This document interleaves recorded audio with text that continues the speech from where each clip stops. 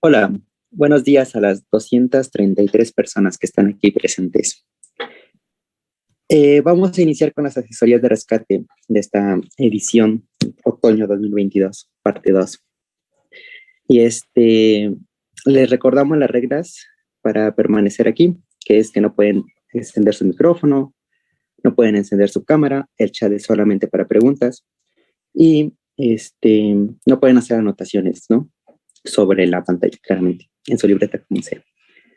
Y vamos a iniciar con el tema de riñón, ¿verdad? Lo va a dar nuestra ponente Liliana Gariana, alias Lele, y pues esperemos que todo corra bien. Mucho éxito, Lele. Gracias, Edgar. Pues buenas tardes otra vez, chicos. Qué bueno que se conectaron a pesar de que pues era puente y yo creo que todos queríamos disfrutar para descansar y pues también lamentablemente tenemos que estudiar, ¿no? Porque ya son finales y tenemos que salvar pues el semestre, ¿va? Entonces, pues bueno, ese es el primer tema de renal. ¿Qué vamos a ver? Pues es como tal la introducción y nos vamos a centrar un poquito más en la función de filtración glomerular, ¿no? Vamos a ver función glomerular y vamos a ver la función de filtración. El contenido va a ser vamos a iniciar recordando lo que ya vimos en fisiología y yo creo que también lo volvieron a ver en renal, algunos de ustedes, de líquidos y electrolitos. De ahí vamos a pasar a ver las funciones renales, que pues son varias. Un recordatorio de lo más importante que debemos de saber y tener presente de anatomía de nuestro riñón. Y ya por último, lo de filtración. Iniciando con líquidos y electrolitos, pues recuerden que nuestro cuerpo está compuesto por una gran parte de agua, ¿no? Y otra parte de sólidos. En mayor porcentaje es de agua, con un 60%, pues como varón prototipo, como el prototipo fisiológico. Y de ahí recuerden que este 60% se va a distribuir entre el líquido intracelular y el líquido extracelular, ¿no? En una proporción de 40 y 20, ¿no? Como la canción de José José que se llama 40 y 20, pues para que no lo olviden, ¿no? El líquido intracelular, pues valga el nombre, es todo el líquido que va a estar contenido dentro de nuestras celulitas, y el líquido extracelular, todo ese líquido que no está dentro, ¿va? Ya de ahí pues podemos encontrar diferentes otros compartimientos como el intersticio, que es como ese espacio que hay como entre nuestras celulitas, ese mar en el que nadan nuestras celulitas, y otro compartimento es el plasma, ¿no? Aquí no se muestra, pero también es importante recordar el líquido transcelular, ¿no? Que era en un porcentaje menor al 1%, ¿no? Es importante que tampoco lo olviden. Y pues bueno, ¿qué más? ¿Qué nos modifica? Ya vimos que esto es como lo hace, ¿no? Pero ¿qué nos puede modificar este porcentaje de agua en nuestro cuerpo? Pues uno es la edad. Uno es la edad, otro es el sexo, otro la composición de nuestro cuerpo, ¿no? Por ejemplo, cuando nosotros somos bebecitos, o cuando vamos envejeciendo, al inicio tenemos pues más cantidad de agua, ¿no? Aquí lo vemos. Y conforme vamos envejeciendo, este porcentaje de agua disminuye. Lo mismo pasa con los obesos, ¿no? En una persona más delgada tiene una mayor cantidad de agua y en una persona obesa esta cantidad de agua disminuye. Y esto, pues, ¿por qué pasa? Por la distribución de tejido adiposo que tenemos, ¿vale? Por ejemplo, los obesos, pues ellos son obesos probablemente porque no hagan ejercicio, ¿no? ¿Qué pasaría si hicieran ejercicio o si no tuvieran tanta grasa? Pues probablemente tuvieran una masa muscular mayor. Y sabemos que músculo alberga en su composición principalmente agua, ¿no? O bueno, una gran cantidad de agua. Entonces, pues esta es más que nada la razón. Y lo mismo pasa con las mujeres, ¿no? Las mujeres tienen mayor cantidad de tejido adiposo que los hombres, que tienen más masa muscular. No sé si haya alguna duda con esto. Composición. de líquidos. Pongan en el chat, ¿no? Yo los puedo ver aquí. No, sí, repite. Escriban en el chat, por favor. Todo bien, va. Gracias, Lisette. Sigamos. Ahora, pues, recordemos que no solo tenemos agua, ¿cierto? También tenemos elementos que están en esta agua, ¿no? Y que son bien importantes porque, pues, le da como que la función a nuestras células, ¿no? En esta agua que va a servir como nuestro solvente para contener un soluto, ¿no? Que esos solutos van a ser iones. Y que pues cuando ya los iones se juntan con el agua van a formar electrolitos, los cuales tienen la capacidad de conducir corriente eléctrica. Y pues esto ya lo veíamos en fisiología 1, ¿no? Es muy importante para la función de nuestras células. Y que es importante que recuerden de esta distribución, pues que el principal ion que va a estar contenido dentro de las células es el potasio. El principal ion en líquido extracelular es el sodio, ¿vale? Es importante que no olviden esta diferencia, ¿no? Que el sodio está principalmente contenido o concentrado dentro de las células y fuera es el sodio, ¿vale? También vean la distribución de cloro. En el espacio extracelular es el principal ion negativo, mientras que dentro de la célula está en muy poquitas cantidades, ¿no? Y al contrario, pues tenemos elevados los fosfatos. Concentraciones no las tenemos que aprender, pues quizá de los iones más importantes, ¿vale? Como podría ser el sodio, lo que hay tanto dentro como fuera, potasio, calcio, magnesio, cloruro, ¿no? Yo diría que esas son como que las más importantes. Y si quisieran aprender todas, pues mejor, ¿no? Si solo quisieran aprenderse las más importantes porque son más poquitas, pues serían esas, diría yo. Ahora, en cuanto a la regulación de estos líquidos y electrolitos, pues recordemos que todo debe ser como una balanza, ¿no? Todo lo que ingresa se debe corresponder con lo que sale, o todo lo que sale se debe corresponder con lo que ingresa, ¿no? Nuestra ganancia de agua tiene más que nada un comportamiento conductual, ¿no? Por lo que comemos, que sabemos que los alimentos tienen ahí contenida agua y lo que bebemos, ¿no? Y en los egresos, como se pueden dar cuenta aquí, uno de los principales son los riñones, ¿no? Y estos ya tienen más que nada estos ya son más que nada dirigidos por procesos de regulación del propio cuerpo, ¿no? Y aquí entra pues el tema que vamos a revisar en esta asesoría, los riñones, porque vean, en nuestro balance hídrico pues tienen una importancia grande, ¿no? Es el principal egreso. Ahora, pues ya por último, recuerden que los egresos los dividimos en sensibles e insensibles, según de que si nos damos cuenta de que estamos perdiendo o no ese líquido, relativamente. Los sensibles, pues son la orina, las heces y la sudoración, y los que no nos damos cuenta y son insensibles, pues son la perspiración a través de la piel y la misma agua que perdemos a través de la respiración, ¿no? Aquí les decía que uno de los principales son los riñones, pero también tenemos la piel, ¿no? Que pues contribuye en menor cantidad a estas pérdidas, pero por ejemplo, recordemos lo que pasaba con pacientes quemados, ¿no? Perdían algunas capas de su piel. La piel, entre sus funciones, está regular la temperatura, pero también, bueno, otras, y también la pérdida de agua, ¿no? Si perdemos capas de la piel que nos ayudaban a no perder agua, entonces perdemos exageradamente mucha agua por la piel, ¿no? En los quemados, pues debemos de tener como ahí mucha vigilancia en su control hídrico, porque por esta situación que les comento, pierden mucha agua. Y pues ya, eso fue un breve recordatorio de líquidos y electrolitos. Van a tener aparte una asesoría de balance hidroelectrolítico, así que pues cualquier cosa que profundizar más, pues ya lo verán ahí. Ahora, empecemos con las funciones renales, tema de esta asesoría. Es importante que diferencien entre funciones y procesos renales. Ahorita vamos a ver eso, ¿va? Pero quédense que son diferentes las funciones de los procesos, ¿vale? Las funciones, ¿cuáles son estas? Yo creo que si a ustedes les preguntara cuál es la principal función del riñón, me la dirían la de eliminación de desechos, ¿no? Porque es como que la que más vemos desde toda nuestra formación, pues aquí en el área de salud, ¿no? Desde que estamos en la prepa y así. Y pues sí, sí tiene esa función, es pues muy importante, elimina metabolismos tanto endógenos como que nosotros le introducimos a nuestro cuerpo, ¿no? Por ejemplo, fármacos. Ya vieron ahorita en sus clases de farmacología que hay varios fármacos que su eliminación es renal, ¿no? Pero también muchos productos de desecho que nuestro propio cuerpo genera se van a eliminar por esta vía, ¿no?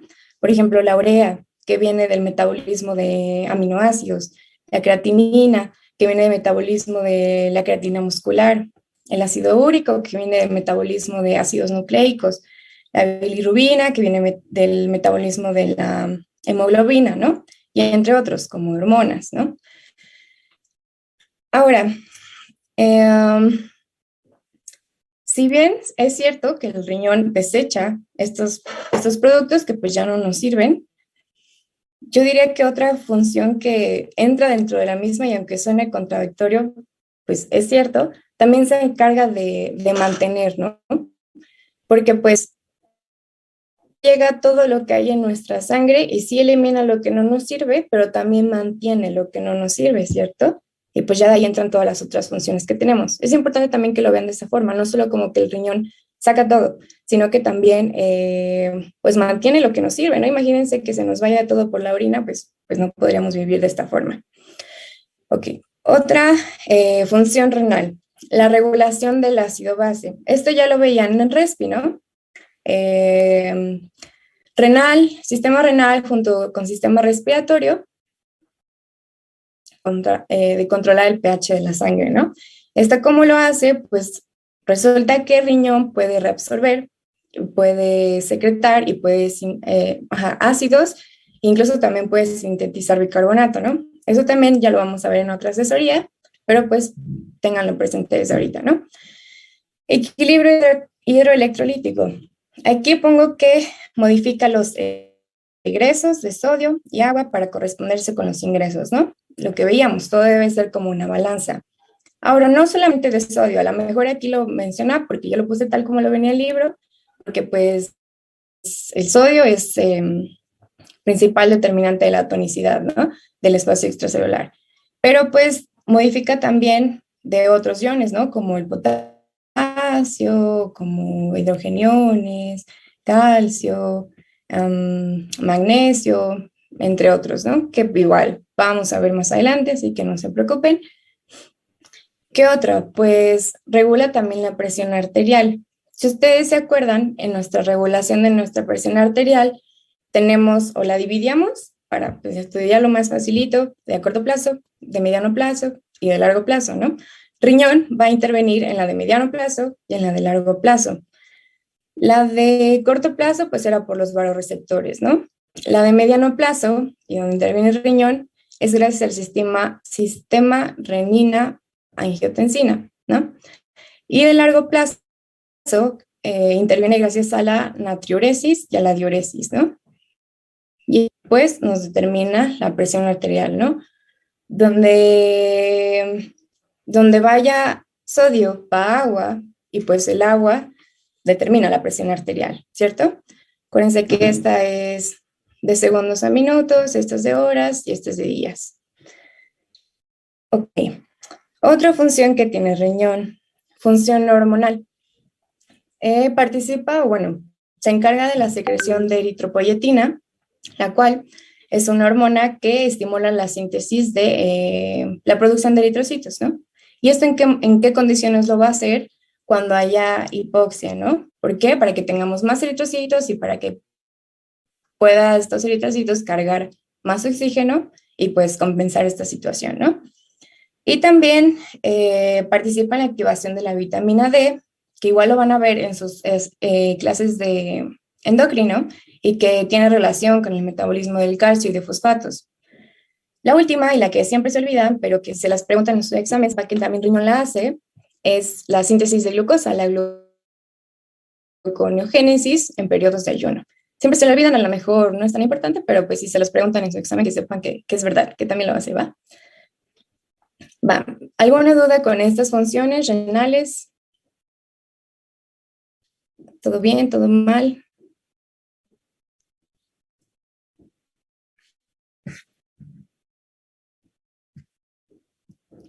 Todo bien.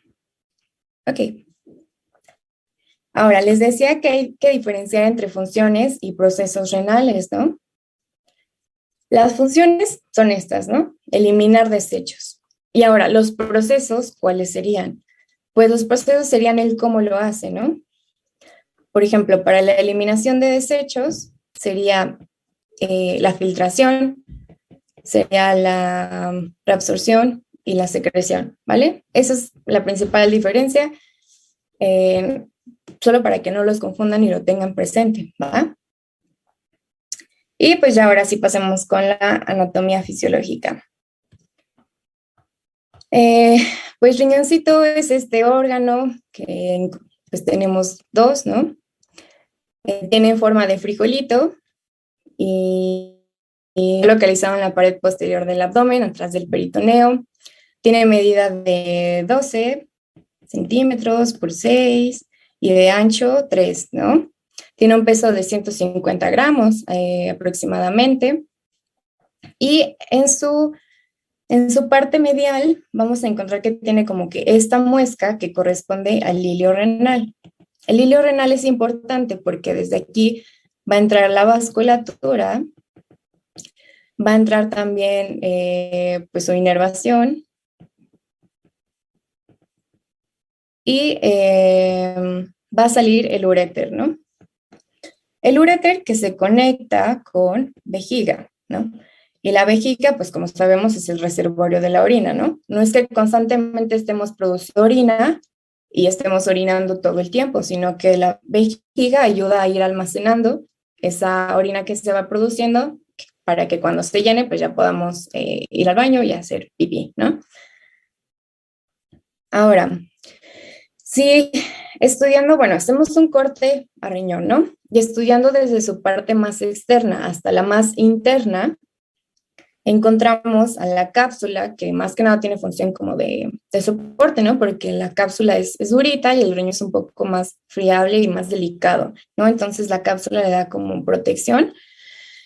Después encontramos a la corteza, en donde se van a encontrar contenidos, glomérulos y túbulos renales. Después encontramos a la médula, que es esto que aquí en el esquema se ve como de un color más moradito, y que se encuentran unas estructuras que llamamos pirámides, ¿no? Pirámides renales, pirámides de Malpighi, que ahorita las vamos a ver más adelante. Y también vemos que en el vértice de estas pirámides encontramos a la papila renal, que pues tiene como hoyitos, porque aquí convergen los conductos colectores y se conectan con los cálices menores, ¿no?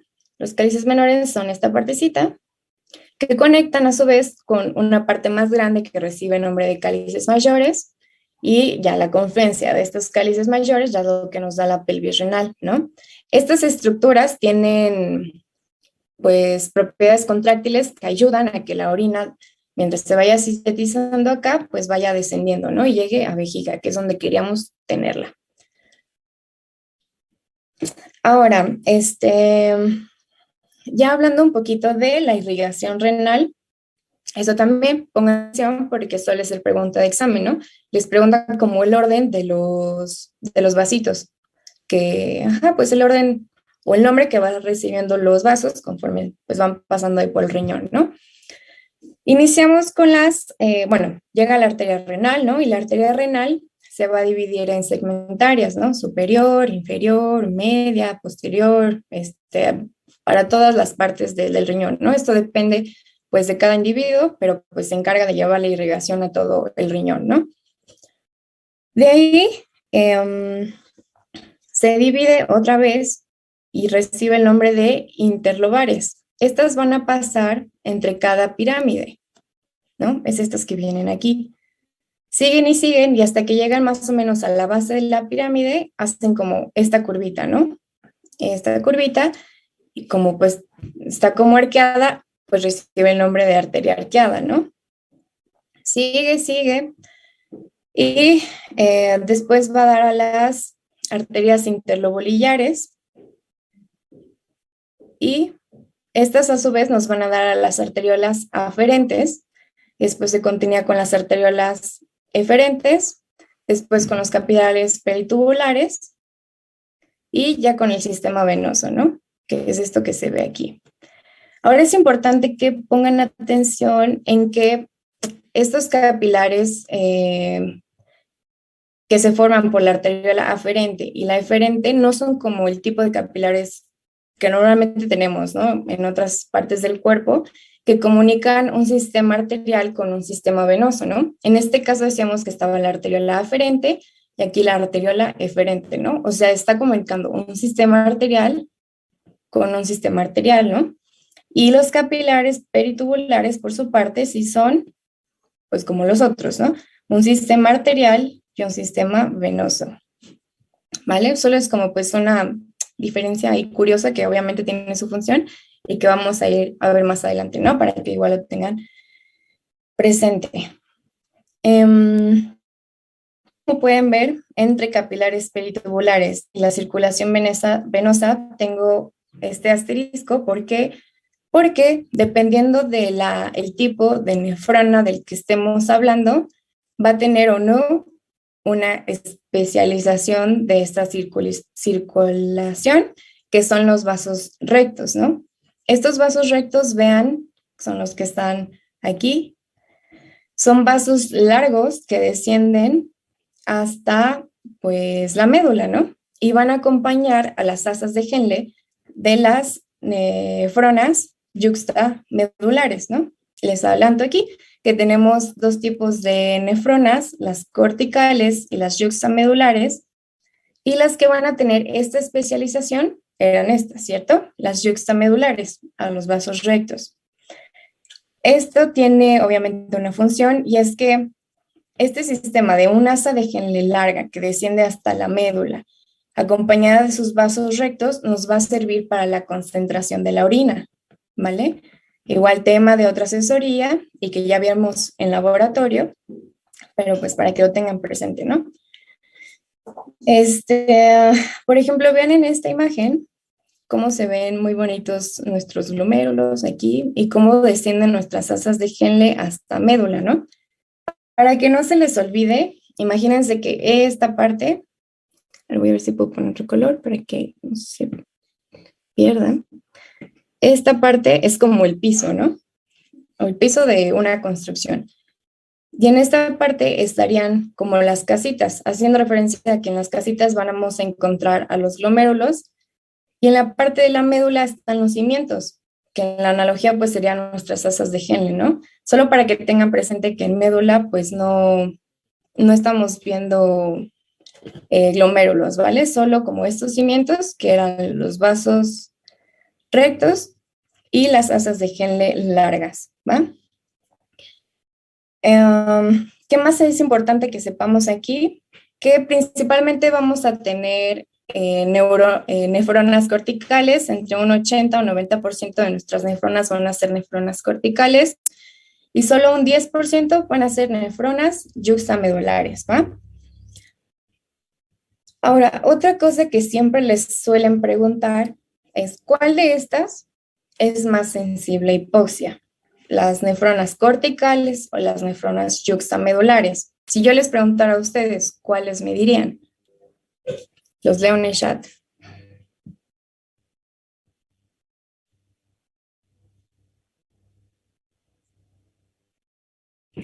¿Cuáles son más sensibles a hipoxia? ¿Las nefronas yuxtamedulares o las nefronas corticales? O si no lo habían escuchado ni siquiera, también se vale decir. Ajá, precisamente las yuxtamedulares, ¿cierto? ¿Por qué? Porque si ustedes recuerdan, a ver, ¿dónde lo podría escribir? Aquí.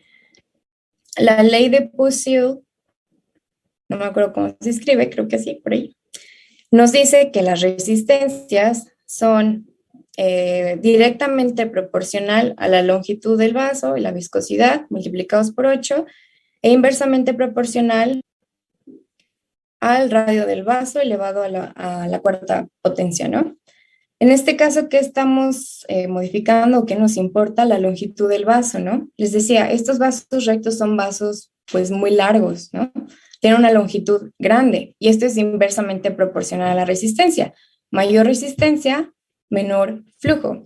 Y si por alguna razón nuestro flujo renal estuviera comprometido, pues quienes más lo van a sufrir van a ser nuestras nefronas yuxtamedulares, ¿vale? Y pues no sé si tengan dudas con esto o seguimos.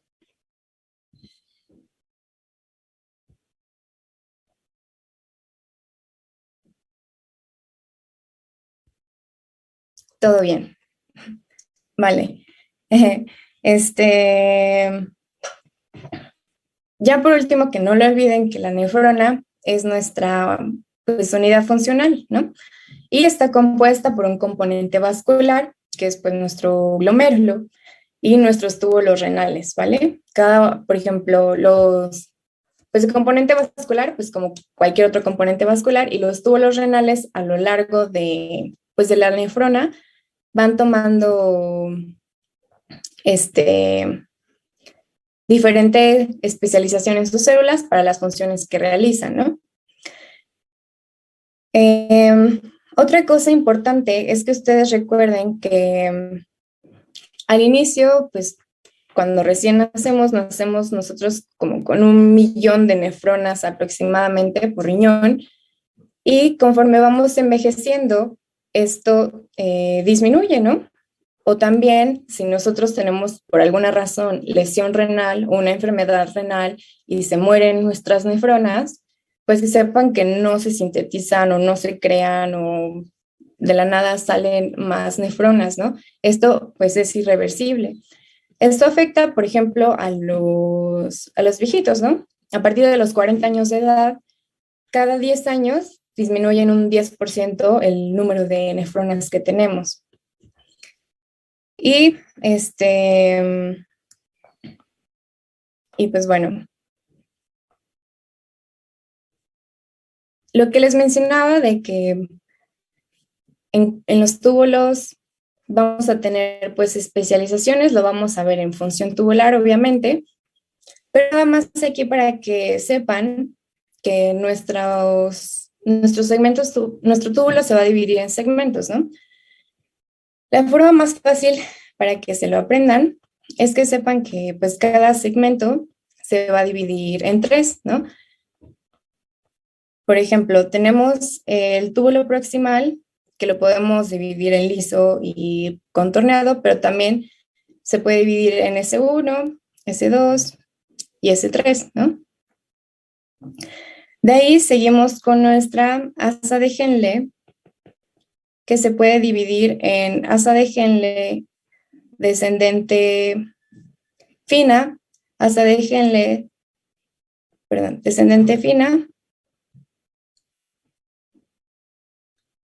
ascendente fina y ascendente gruesa, ¿no?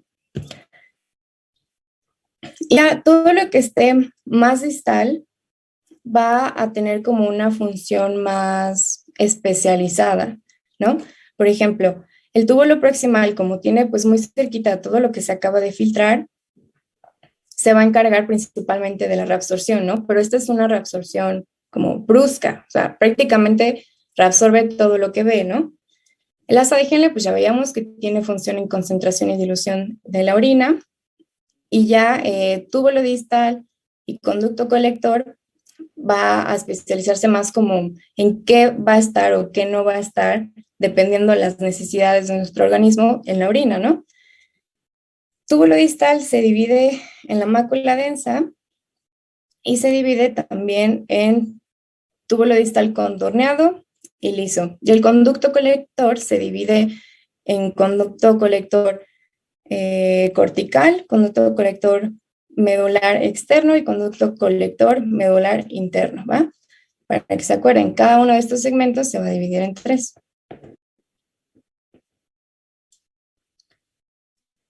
¿Y qué es lo que hace a estos dos segmentos distales como más selectivos para lo que va a formar la orina? Pues son que responden a hormonas, ¿no? Igual, lo vamos a ver más adelante, pero pues esta es como que la característica de estos, ¿va? Pues ya la función de la nefrona, ya lo han de haber visto en sus clases, pues varía dependiendo del segmento que estemos refiriendo, ¿no? Lo mismo que comentábamos anteriormente. Lo que nos vamos a enfocar ahorita, pues va a ser esta primera parte, que nos da como resultado, pues a la filtración, ¿vale? Y pues para empezar, definiendo la filtración, pues va a ser todo lo que va a pasar desde nuestro componente vascular a nuestros túbulos, ¿vale? Pasó a través de esta membrana y esto es lo que nos hace decir que se filtró. Lo que se reabsorbió se refiere a que ya estaba aquí en el túbulo renal, pero se salió y se volvió a absorber, se reabsorbió por nuestro componente vascular, ¿no? Volvió a nuestra sangre. Y la secreción se refiere a que estaba en nuestra sangre y posteriormente de la filtración regresó a túbulos, ¿no? Y pues ya la suma de estos procesos es lo que nos va a dar a la excreción, que es realmente lo que sale por la orina, ¿no? Prácticamente las que están como a favor de la excreción son la filtración y la secreción, y la que no está, o como que es contraria a la excreción, pues es la reabsorción, ¿no? Porque es lo que está volviendo a nuestro cuerpo.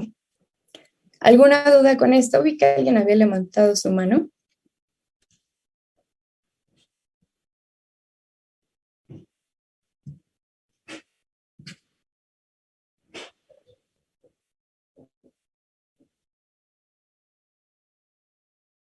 Puedo repetir los conceptos.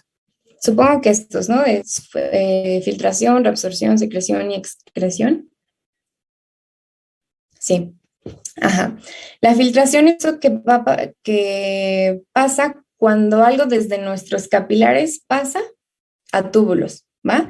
Estaba en capilares, llega, se pasa a túbulos, ¿vale? Ya está en túbulos.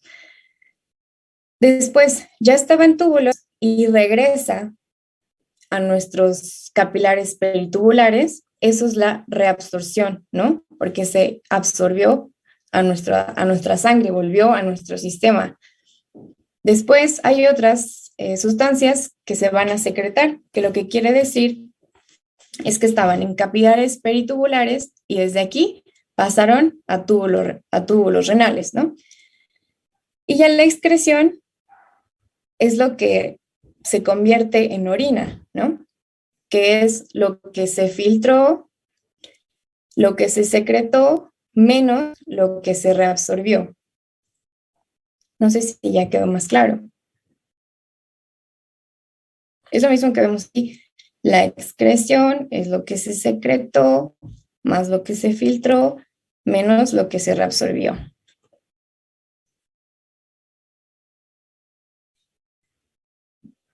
Lo podría volver a repetir otra vez. Ok. La filtración se refiere a eso que pasa cuando nuestras sustancias van desde nuestras arteriolas, pasan a nuestros capilares y desde aquí pasan a túbulos renales, ¿vale? Eso es la filtración, el paso de esta sustancia desde sangre hacia nuestros túbulos renales.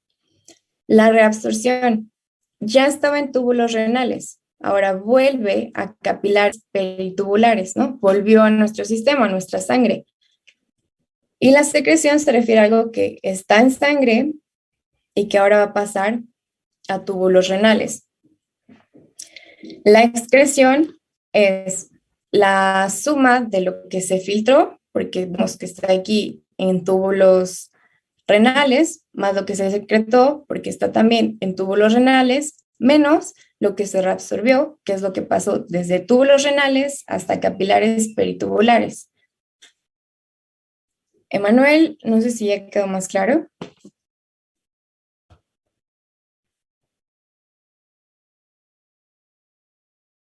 Sí, ok, va.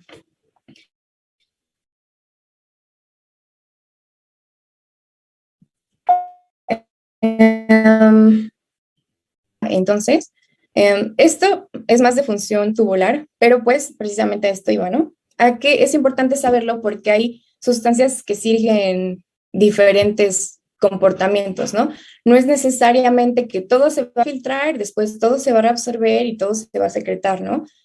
Y también esto, pues, es alguno de los procesos que el cuerpo lleva a cabo para regular, ¿no? Lo que necesitamos, ¿no?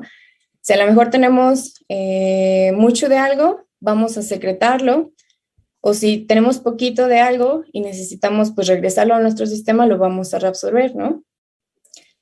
Y Rafael Zacarías, pues es más que nada eso, lo que resuelve tu pregunta, no sé si te quedó más claro. Zacarías. Ok. Y pues esto es lo que les decía, ¿no? Hay sustancias que solamente se van a filtrar, es decir, no se reabsorben ni se secretan posteriormente. Hay sustancias que se filtran y se reabsorben solo un poquito, que quiere decir que pues no se va completamente en todo en orina, ¿no? O sea, si había, por ejemplo, 100 en plasma y se reabsorbió 20, pues nos va a salir un 80, ¿no? O sea, sí sale gran cantidad, la mayoría, pero se reabsorbió un poquito, ¿no? Volvió a circulación. Ahora, tenemos sustancias también que se van a filtrar completamente y se van a reabsorber completamente, ¿no? Lo que nos quiere decir que en orina va a haber cero. Y hay sustancias que se van a filtrar y que además posteriormente se van a secretar, ¿no? Es decir, que si se habían filtrado, pues, 90, pongan ustedes, se filtró 90 y después se secreta un 10%, pues en la orina se va a ir un 100%, ¿vale? ¿Quedó claro esto?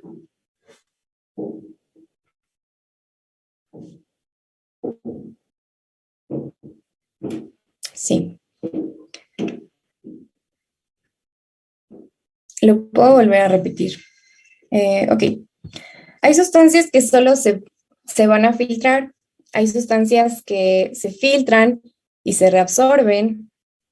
Hay sustancias que se filtran y se reabsorben poquito o se reabsorben todo. Y hay sustancias que se filtran y que además se vuelven a secretar.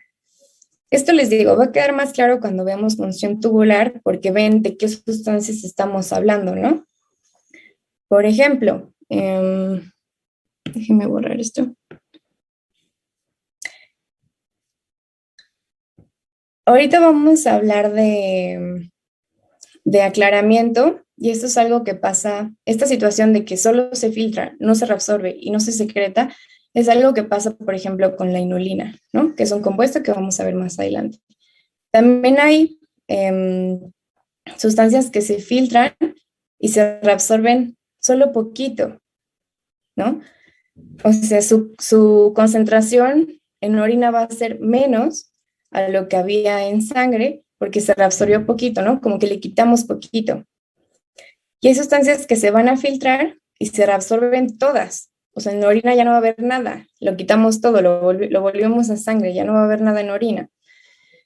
Y hay sustancias que se filtran libremente y además se secretan. Es decir, a lo que ya iba en orina porque ya se había filtrado, todavía le agrego más, ¿no?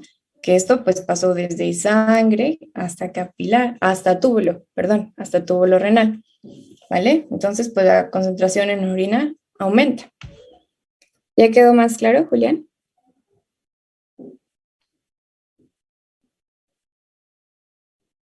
Sí.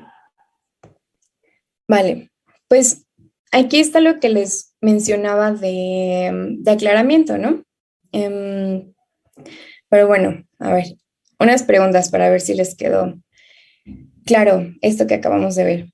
Si yo les digo que la orina, lo que hay en orina, ¿no? Tenemos aquí su muestra de orina, el frasquito eso. Esto que hay en orina corresponde a todo lo que se filtró, ¿cierto o falso?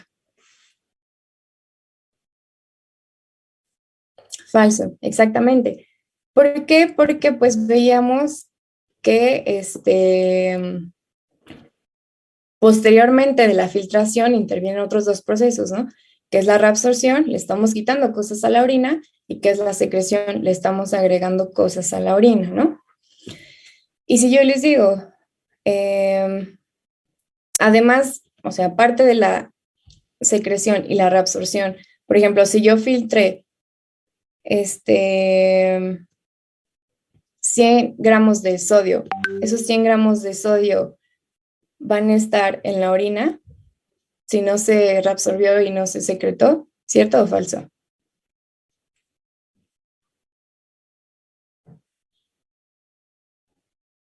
Exacto, porque pues ahí ya no estarían interviniendo pues nuestros otros procesos, ¿no? Ahí sí sería una situación en la que la orina tiene completamente todo lo que se filtró, ¿no? Va. Sigamos con el tema.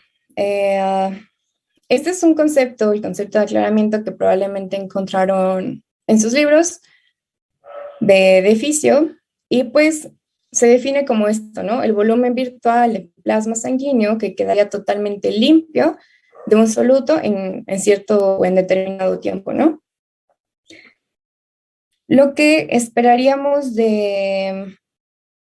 pues de cualquier otra sustancia, de una sustancia X, es de que lo que se filtró, por ejemplo, si en concentración plasmática teníamos 100 moléculas de algo, esperaríamos que estas 100 moléculas se mantengan, ¿no? Porque pues el riñón no las va a destruir o algo así, ¿no? Puede ser que las elimine, que por ejemplo elimine 80, y ese 20% que resta, ¿qué le va a pasar? No lo eliminó, ¿no? Le digo, no lo destruye el riñón, sino que pues regresa a circulación venosa, ¿no? Aquí estarían nuestras otras 20 moléculas, ¿no?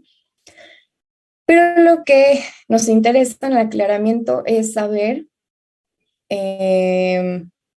la cantidad que se tiene que filtrar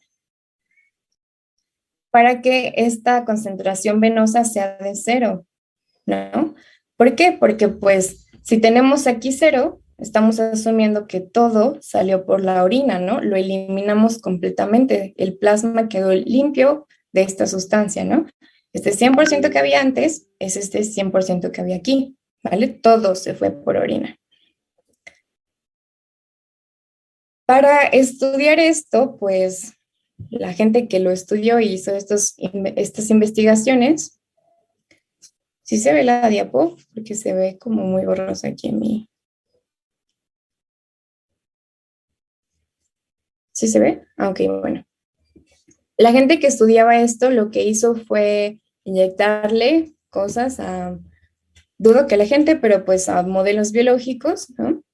Y veía, ¿no? Veía la concentración que había en arteria, la concentración que había en vena, lo que había en orina y así, ¿no? Y por ejemplo, encontraron que esta molécula, inulina, se filtraba así totalmente, no se reabsorbía, no se secretaba. Lo que había en sangre arterial era lo que había en orina, ¿no? Todo lo que se filtraba salía por la orina, nada regresaba a circulación venosa. Y pues esto que nos hace pensar o que nos es equivalente pues a la tasa de filtrado, ¿no? Porque estamos diciendo que si no se reabsorbió, no se secretó, lo que va a haber en la orina va a ser proporcional a lo que se filtró, ¿cierto? Es esta situación que veíamos anteriormente, ¿no? Una sustancia que no se reabsorbe, no se secreta, se filtra libremente y sale por orina, ¿no? Esta es la situación que ocurre con la inulina, ¿no? Cosa que pues a veces les preguntan en sus exámenes.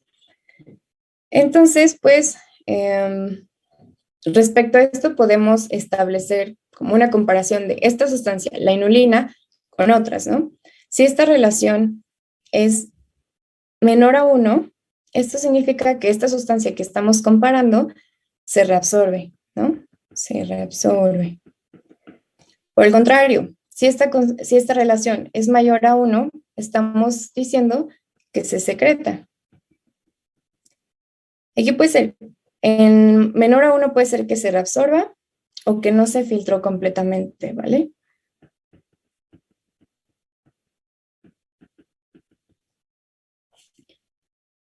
Esto, pues, para que les quede un poquito más claro, veámoslo así, ¿no? Como manzanitas, ¿no? Tengo una persona y le voy a dar menos de una manzana, ¿no? Para que esta relación sea menor. Pongan que es de 0.5. La relación que nos va a dar aquí, pues es menor a 1, ¿no? Porque a esta persona le está tocando menos de una manzanita. Y en este caso, pongamos que les doy 2 manzanitas a la misma una persona, ¿no? Y pues ya aquí nuestra relación es mayor a 1.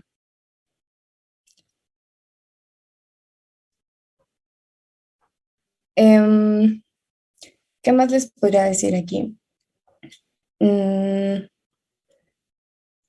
Aquí pues vemos que esta relación que está disminuida corresponde a que se reabsorbe, es decir, a lo que ya había en orina le quité, por eso esta relación disminuye, o no se filtró completamente, es decir, no pasó todo a túbulos renales, ¿no? Por eso va a ser pues menor, esta relación está disminuyendo.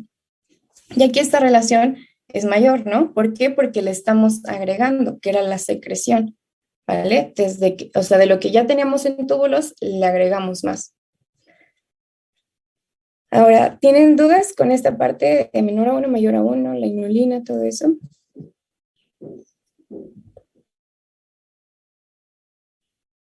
El cuadro no se ve bien.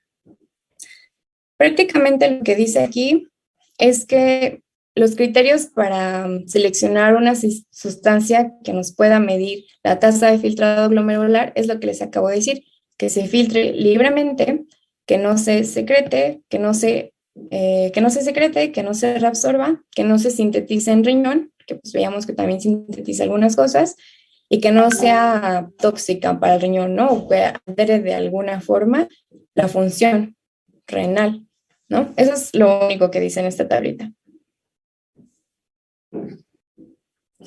Cuando la relación de la inulina es igual a 1, pues se refiere a que tiene el mismo comportamiento de la inulina, ¿no? Esto de que se filtra libremente, no se secreta y no se reabsorbe.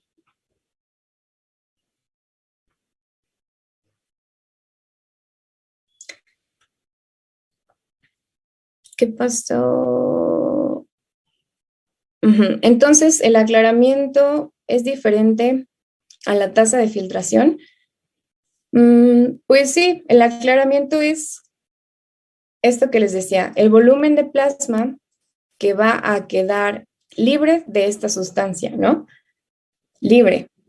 Y veíamos que en la filtración hay cosas que no se van a filtrar totalmente, o sea, no se están aclarando.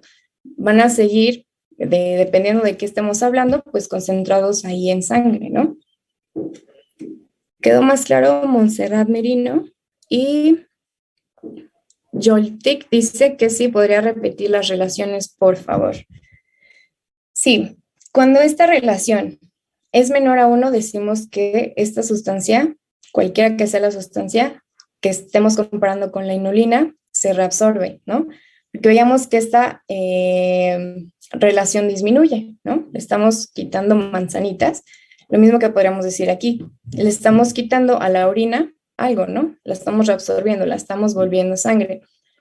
Si esta relación es mayor a 1, es porque se secreta, ¿no? Le estamos agregando manzanitas. A lo que ya teníamos en túbulos, le agregamos todavía más, ¿no? Por eso esta relación va a ser mayor. ¿Quedó más claro, Joltik?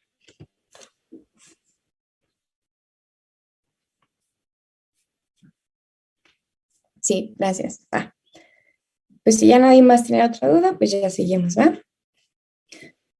Aquí, esto como les decía, pues es como de investigación, ¿no? Esto si lo aplicáramos en la clínica, pues sería difícil porque estarle inyectando las cantidades de inulina pues correctas y estarlas midiendo de lo que hay en arteria, en vena y en orina, pues tomaría más tiempo y es más complicado, más invasivo, etcétera, ¿no?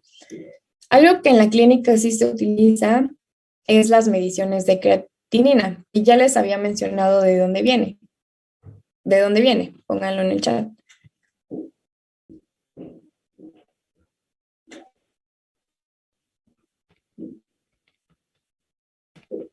Metabolismo de la creatina, metabolismo de la creatina muscular, ¿no? Exacto. Tomamos a esta sustancia porque esta sustancia se filtra, pero el inconveniente o el ligero inconveniente que tiene y lo que pues no la hace igual a la inulina, pero pues sí lo más cercano que tenemos a eso, es que se secreta, ¿no? Posteriormente en túbulos se secreta, que pues recordemos que la secreción es de que estaba desde sangre y pasa a mis túbulos, ¿no? Pero pues esto ya pues en la clínica se corrige, ¿no? Considerando que se secreta entre un 10 al 20%, corregimos estos valores, se lo quitamos y pues ya tenemos un aproximado de esto, ¿no? Que pues decíamos, se filtra libremente, entonces pues nos da un estimado de la tasa de filtrado glomerular, ¿no? Si nuestra tasa de filtrado glomerular por alguna situación disminuyera, por ejemplo, como lo vemos aquí, la concentración de creatinina en la sangre va a aumentar. ¿Por qué? Porque no se está eliminando, ¿no? Aquí hay una relación inversamente proporcional. Disminuye tasa de filtrado glomerular en plasma, aumenta sus concentraciones, ¿no? Y es ese marcador clínico que pues, se utiliza, ¿no? Que como les decía, no es tan viable por esto de que se secreta, que aunque se puede corregir, también tengamos presente y tengamos en mente que decíamos que depende del metabolismo muscular, ¿no? De la creatina muscular. Y esto va a variar en función de la persona, ¿no? Una persona con una actividad física pues muy elevada quizá no tenga los mismos resultados que una persona sedentaria, ¿no? O si simplemente una persona hizo mucho ejercicio en algún momento, puede ser que sus concentraciones plasmáticas estén elevadas, ¿no? Entonces, pues siempre hay que tener presente estas dos situaciones, que pues se secreta y que depende del metabolismo muscular de la persona, ¿va? ¿Alguna duda con esto de la creatina, chicos? ¿Creatinina? Uy.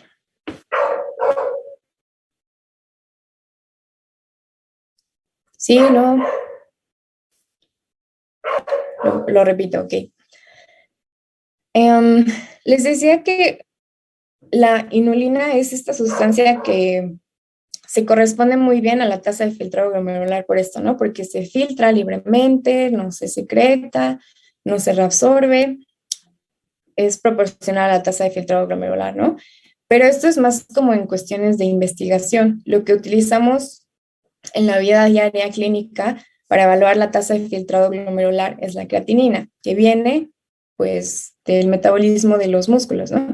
Algo endógeno, ¿no? Que es constante, ¿no? Nuestros músculos todo el tiempo están pues de metabolismo y la creatinina todo el tiempo está ahí aumentando, ¿no? Y pues en cierta parte pues es equivalente porque se filtra libremente, pero posteriormente se secreta. Y este es el inconveniente, que se secreta, ¿no? Y si se acuerdan en la tablita que no se veía, pero que les leí, una de las condiciones era esta, que no se debe de resolver y no se debe de secretar. Y aquí la creatinina, pues sí se secreta. Ay, perdón. Sí se secreta, ¿no? Y además depende del metabolismo muscular de cada persona, ¿no? Pero pues es lo más cercano que tenemos y lo que creo que más se utiliza como en la vida diaria, ¿no? Para evaluar la tasa de filtrado glomerular. Y recordar nada más por último que esta relación es inversamente proporcional. Disminuye la tasa de filtrado glomerular. ¿Qué quiere decir? Que se está filtrando menos creatinina, ¿no? Pero en plasma, como no se filtró, pues empiezan a aumentar sus concentraciones, ¿no? Y es lo que vemos aquí. No sé si quedó más claro, Vanessa Tlaueltz. Tlaueltz.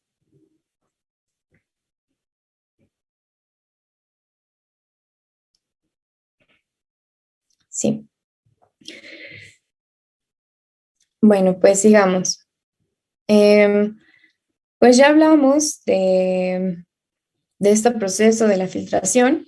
Ahora veamos pues ya a fondo cómo se lleva a cabo, ¿no? Para eso es importante que recordemos esta estructura, que es el corpúsculo renal, que pues vemos que tiene a nuestro componente vascular, ¿no? Aquí tenemos la arteriola aferente, que después da lugar a los capilares, glomerulares, así, pues hace muchos como un un enredado, como una bolita de estambre, y pues sale con la arteriola deferente, ¿no?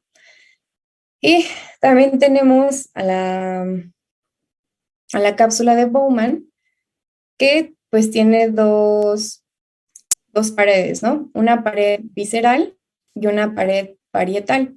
En su parte visceral, pues tiene a los podocitos, que estos podocitos hacen como prolongaciones que se llaman prolongaciones de su, pues, de la misma célula y reciben el nombre de pedicelos, ¿no? Y la cápsula de Bowman en su parte visceral se continúa con los túbulos renales, ¿no? Entre ambas va a existir un espacio que es la luz de la cápsula de Bowman y que es donde pues entra todo o donde se aloja todo el ultrafiltrado, ¿no? Lo que pasó desde nuestros capilares hacia ya nuestros túbulos, ¿no? Y pues aquí nada más, si ustedes buscan como la definición de glomérulo, les dice que es algo pequeño y como enredado, ¿no? Como una bolita de estambre. Entonces, para que no se les olvide que glomérulo, pues es como una bolita de estambre, ¿no? Rojo y todo así, pues como revoltoso ahí. Y por ejemplo, aquí les pongo del lado derecho esta imagen de cómo se ven las prolongaciones de los pocitos, los pedicelos, ¿no? Que se interdigitan entre sí, ¿no? Unas con las otras. Si nosotros hiciéramos como un zoom a esto que hay aquí, veríamos esto, ¿no? De forma esquemática, que son los componentes de nuestra membrana de filtración. Igual, pues se lo suelen preguntar en el examen, ¿no? Tenemos primero al glucocálix, que pues son un conjunto de carbohidratos que se van a encontrar fuera de todas las células, ¿no? Y que tienen la función de anclaje y de también de señalización para las células, ¿no? Porque ahí se pueden pues alojar distintas moléculas como hormonas, ¿no? Como su nombre lo dice, glucocálix o glucocálix, ¿de qué nos habla? De que está formado de glúcidos, ¿no? De carbohidratos. Entonces podemos encontrar glucoproteínas, glucosaminoglucanos, entre otros, ¿no? Estas van a tener una carga negativa, ¿va? Esto es importante que lo recordemos también, ahorita vemos por qué. Además, pues tenemos a nuestro endotelio, que sabemos que en los capilares pues forman hoyitos para que pueda existir pues pues el movimiento de lo que está dentro de nuestros vasos a lo que está afuera, ¿no? Con la función de que pues nuestros tejidos puedan recibir estos nutrientes, ¿no? Que es lo que conocemos como fenestraciones, ¿no? A estos hoyitos. Tienen un tamaño de entre 70 a 90 nanómetros. Ahora, no sé si se acuerden qué tamaño tiene un eritrocito, por ejemplo. Por ejemplo, aquí está el eritrocito. ¿Qué tamaño tiene un eritrocito? Y si no, googleenlo si quieren.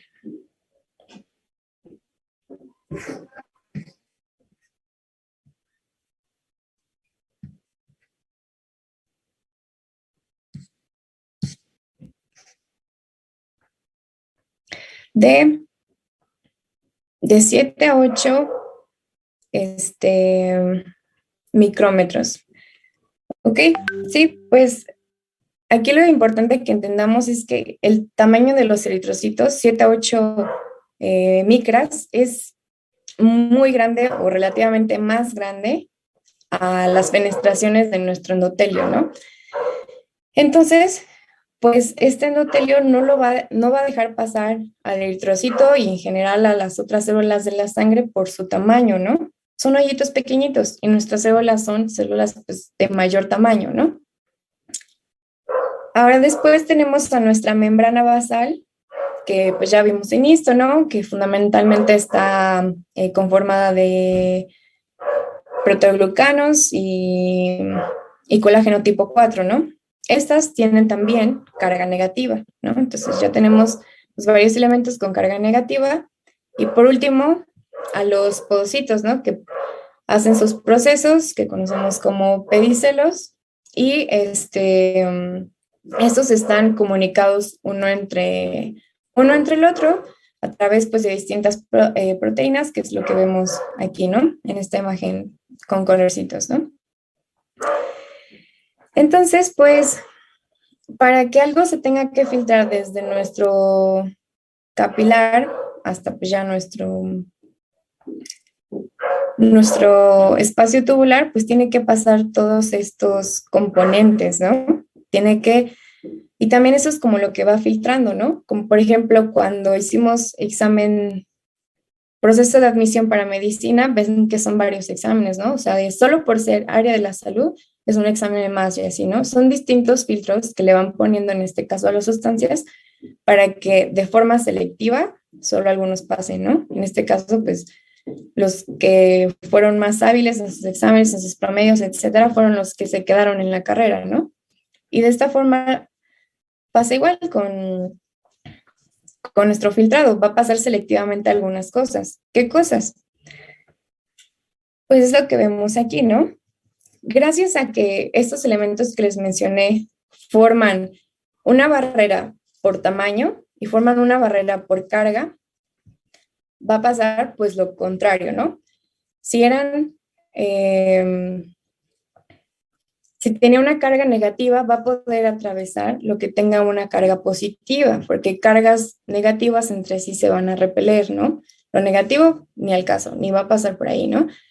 Y lo que sí va a pasar son las cargas positivas, ¿no? Y moléculas pequeñas, por esta situación del tamaño que ya veíamos, ¿no? Por ejemplo, aquí vemos en la tablita a el sodio, que sabemos que es pequeño, ven su peso molecular es muy pequeñito, tiene carga positiva, ¿no? Entonces, el sodio, como Juan por su casa, va a pasar, ¿no? Y lo mismo pasa con, por ejemplo, potasio, ¿no? Igual es pequeñito, tiene carga positiva, cloruro, aunque tiene carga negativa, pues es muy pequeñito y pasa libremente, ¿no? Vean la glucosa, es más grande que el sodio, sí, pero sigue pasando libremente porque no es tan grande, ¿no? Y vean, por ejemplo, a la albúmina, que es una proteína, que es muy grande. No pasa, ¿no? No pasa, por más que lo intente, no pasa, está muy grande. Y además de que la mayoría de las proteínas tienen carga negativa, ¿vale? Entonces ya tiene dos factores en contra que no la van a hacer pasar, ¿no? Aquí, por ejemplo, les puse, ¿no? Los eritrocitos por su tamaño no van a pasar. Este viejito que les puse no es porque se filtren viejitos por ahí, pero lo que quería dar a entender es que moléculas grandes no pasan, como las proteínas, ¿no? Y tampoco moléculas con carga negativa. Lo que sí pasa, moléculas con carga positiva, moléculas pequeñas, ¿no? Eso es lo que quería dar a entender con la niñita. Pequeñitas sí pasan.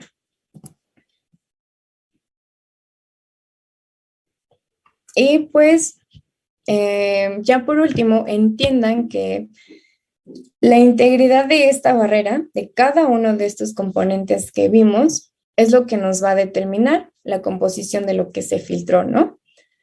Porque si todo esto está funcionando correctamente, todo esto está bien, íntegro, ¿no? Pues, por ejemplo, no deberían pasar proteínas, ya lo veíamos, ¿no?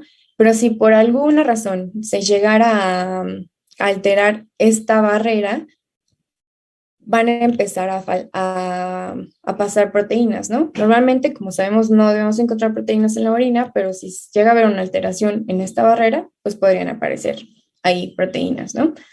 Ya sea porque pues, se dañó el endotelio, la membrana basal o pues cualquiera de estos componentes, ¿va? Por ejemplo, pues aquí yo creo que ya está de más, pero para que lo vean, ¿no? Como los filtros del café es lo mismo, o sea, los granos de café no van a pasar, se van a quedar aquí y solo va a pasar pues el agua y moléculas más pequeñitas, ¿no?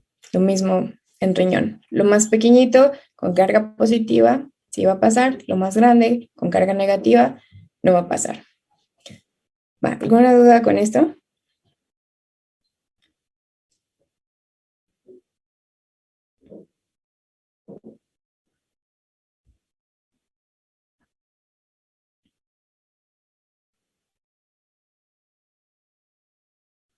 Va.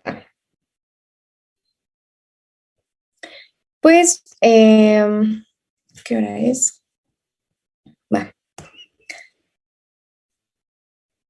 Ya una vez entendido esto que decimos, pues entendemos que de la sangre que le llega al riñón, que es más o menos un 25% del gasto cardíaco, no todo se va a filtrar, ¿no? Obviamente, si estamos de acuerdo con esto, ya vimos por qué. Y pues vamos a empezar a hacer pues los calculitos y a entender estos conceptos, ¿no? El primero es el flujo sanguíneo renal, que es como tal la sangre que recibe el riñón, ¿no? Que es el 25% del gasto cardíaco. ¿Cuál es el valor de mi gasto cardíaco? Normal. Igual los leo en el chat. Ajá, de 5 litros. ¿Y cuánto sería el 25% de estos 5 litros? Ajá, ahí dice, ¿no? Yo, ups, no lo quité. Pero bueno, ajá, es eso, ¿no? O sea, el flujo sanguíneo renal corresponde a 1,5 litros por minuto, ¿no? Ahora, ya veamos, no se filtra todo de la sangre, ¿no? Sino que quitémosles pues los elementos formes, porque ya veíamos, éramos muy grandes, ¿no? Principalmente dentro de ellos los eritrocitos, que pues en la clínica lo medimos como el hematocrito. Quitémosles el hematocrito y de ahí vamos a tener el flujo plasmático renal. Edgar, creo que están intentando ahí ingresar para que los aceptes, por favor. Le quitamos todos los elementos formes, tenemos el flujo plasmático renal, ¿va? El hematocrito, su valor normal es de entre un 45 a 50%, ¿no? Depende de pues, si se es hombre o si se es mujer, o también de la altura a la que estemos, ¿no? Si tenemos más o menos eritrocitos, ya vimos por qué en respiratorio, ¿va? Entonces igual hagamos la cuenta, tomando uno como el 100% de la sangre y restándole el hematocrito, que son los componentes de la célula, ¿cuánto les da? 5 litros, menos, hagámoslo de 0,5 para que sea el 50%, ¿cuánto les da?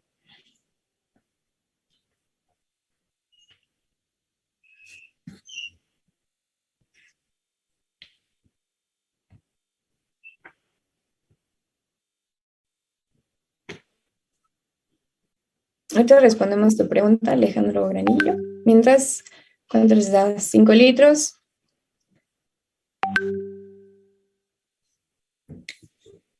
menos el hematocrito por el flujo sanguíneo renal.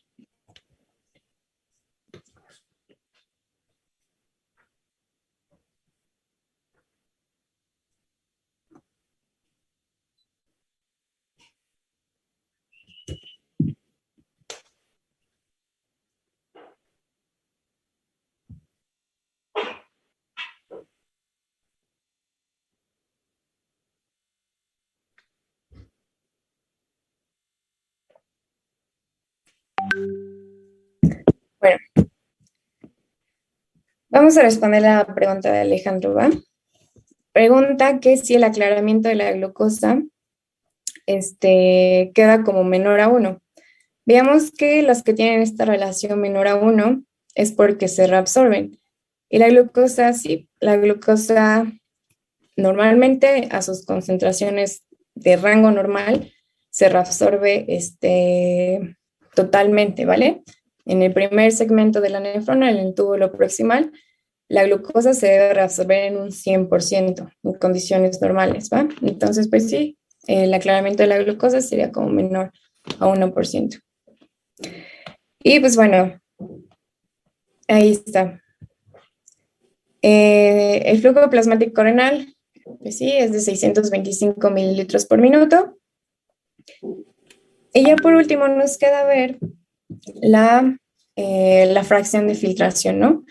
Que esta va a ser del 20% del flujo plasmático renal. ¿Cuánto es el 20% del flujo plasmático renal?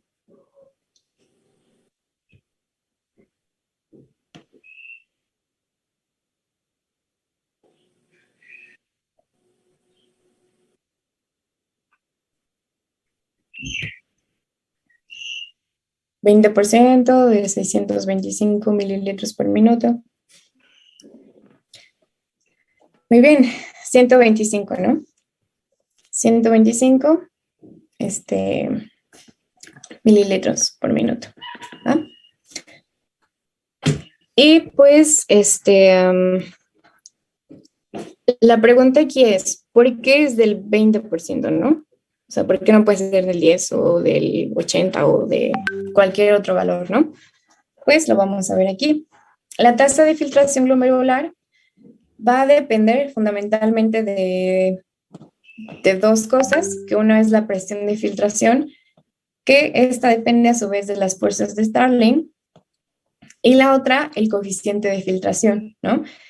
Que está dado por la superficie de la hendidura de filtración y la de la permeabilidad de la barrera de filtración, ¿no?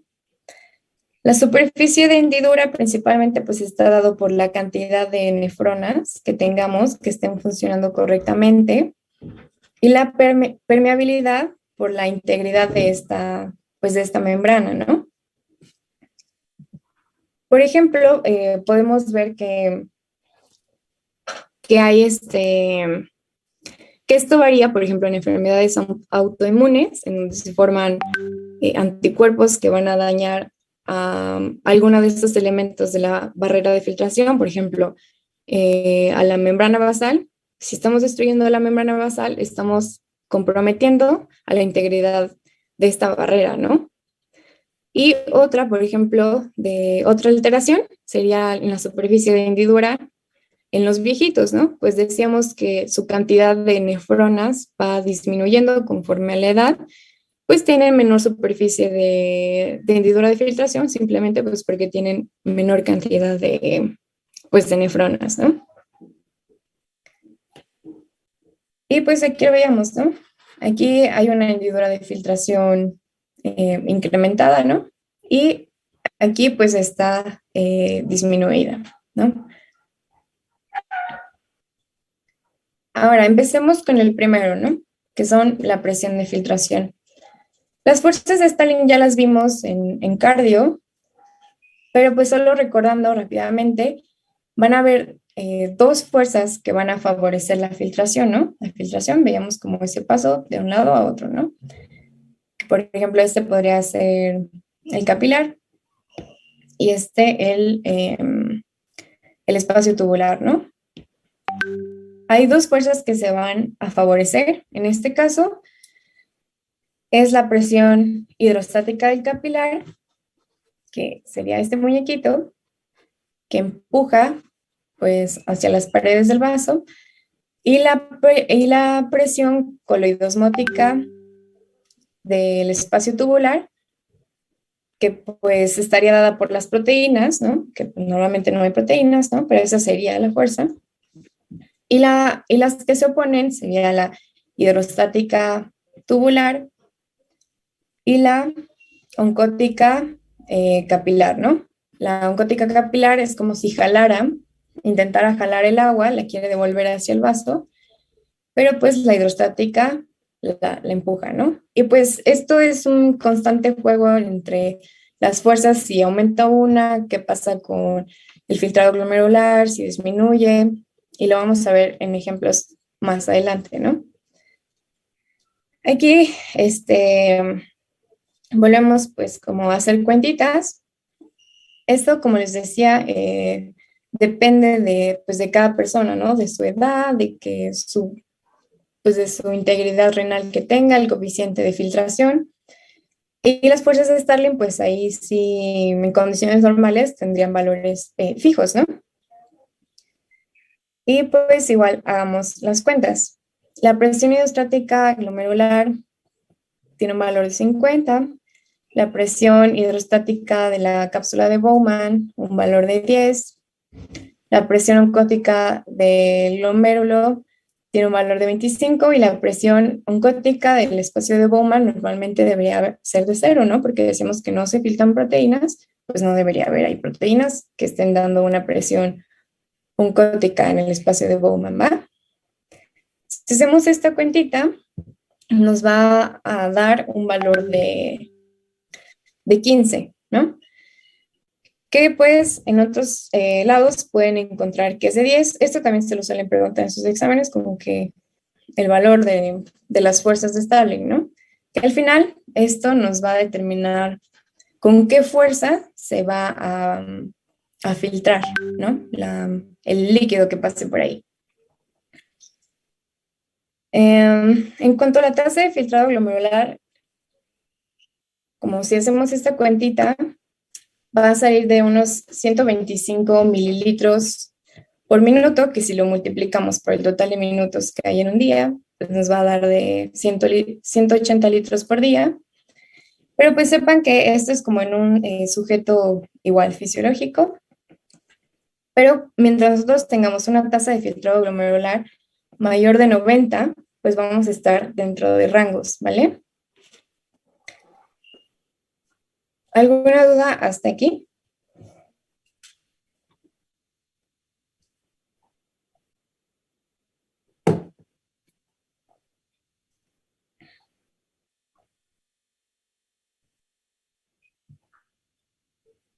¿Voy a repetir lo de las fuerzas? Sí. Van a haber dos fuerzas que se oponen a la filtración y dos fuerzas que la favorecen, ¿no? Ajá, ¿qué es uno? Bueno, las dos fuerzas que favorecen a la filtración es la presión que ejerce el agua que se encuentra dentro del vaso hacia la pared del vaso, ¿no? Para que ésta salga. Y la otra, la que haya en... La otra es la que ejercen las proteínas que están fuera del vaso, porque estas tienden a jalar el agua, ¿no? Ellas la quieren. Las que se oponen es la oncótica del capilar, que pues recordemos, ¿no? La albúmina es la principal... Edgar, ¿tienes tu micro encendido? Para ir a consultarlo.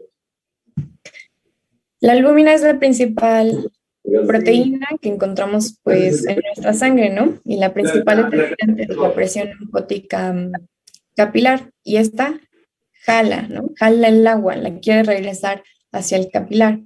Se opone a la filtración. Y la otra sería la presión que ejerce el agua en nuestro espacio de tubular hacia las paredes del vaso, ¿no? O sea, como que la quiere regresar. Y de esa forma, pues se estaría oponiendo a la filtración, ¿no? Entonces, pues recapitulando, las que favorecen es la hidrostática del capilar y la oncótica del espacio de Bowman, y las que se oponen, la oncótica del capilar y la hidrostática del espacio de Bowman, ¿vale? Jazmín, ¿ya quedó más claro? Y Joltik.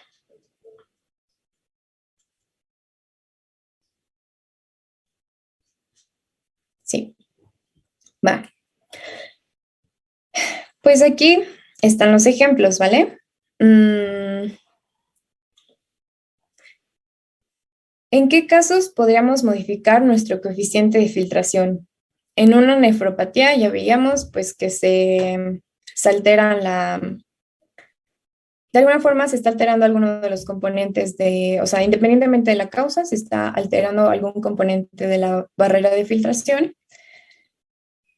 En la diabetes, porque cuando nosotros, pues sí, utilizamos la glucosa para entrar vías metabólicas y obtenemos energía de ella, ¿no?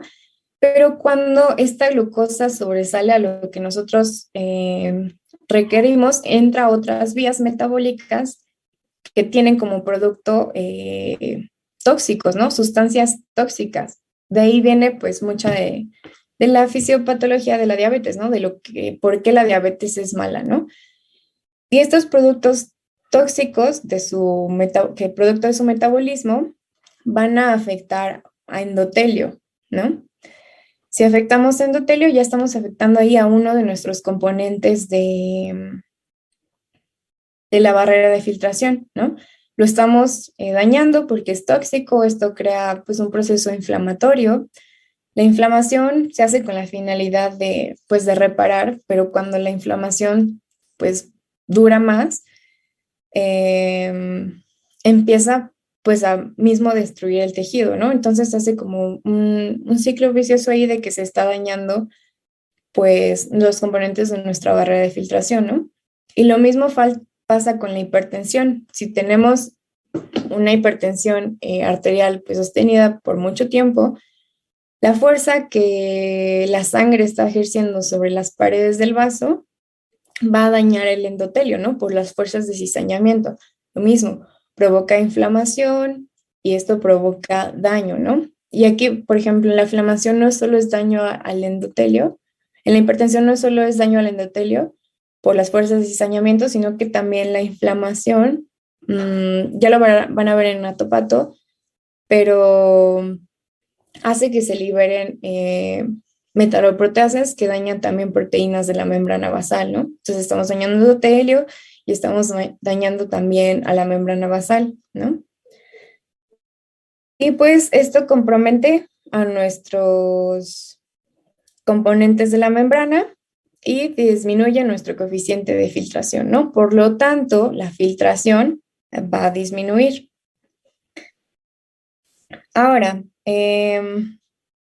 podríamos también disminuir la filtración aumentando la fuerza hidrostática del espacio de Bowman.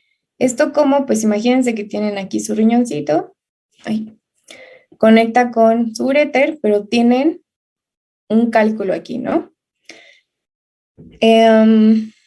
Su riñón va a seguir produciendo orina, ¿no? Pero esta orina no va a poder seguir su trayecto y llegar a vejiga y ahí almacenarse, sino que va a empezar pues a aumentar su concentración ahí y va incluso a devolverse por todo el sistema, por todos los sistemas tubulares renales, hasta que llegue pues al espacio de la cápsula de Bowman y pues ya veíamos, ¿no? La hidrostática del espacio de Bowman se opone a la filtración y pues va a regresar este agua a capilares glomerulares, ¿va? Otra forma que podemos disminuir la filtración es aumentando la concentración de proteínas que tenemos en capilares, ¿no? Veamos que las proteínas que hacían jalaban el agua. Si estas proteínas obviamente están en capilares, pues van a jalar el agua hacia capilares, ¿no? Disminuye nuestra filtración. ¿En qué casos? En caso de que, por ejemplo, tenemos un proceso inflamatorio o oncológico, ¿no? Hay un aumento de la síntesis de proteínas plasmáticas, por lo tanto, pues aumenta su concentración, ¿no?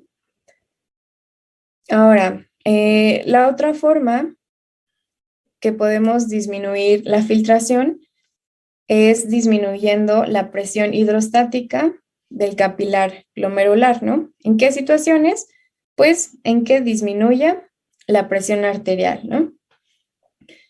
Disminuye la presión arterial, disminuye el flujo sanguíneo renal, disminuye el flujo plasmático renal y con eso disminuye la presión hidrostática del glomérulo, ¿no? Y lo mismo si por una disminución de la resistencia de la arteriola eferente disminuimos el flujo, pues esto también va a disminuir la presión hidrostática del glomérulo. O si aumentamos la resistencia de la arteriola aferente, que era como nuestra llavecita que le lleva pues agua a nuestros glomérulos, va a aumentar la resistencia, disminuye el flujo, ¿no? Le llega menos agüita a nuestros capilares. Ahora, ¿tienen dudas en esta parte, chicos? De igual forma, esto de la arteriola aferente y aferente, ahorita lo vamos a ver con detalle más adelante, ¿va? Así que con eso no se preocupen.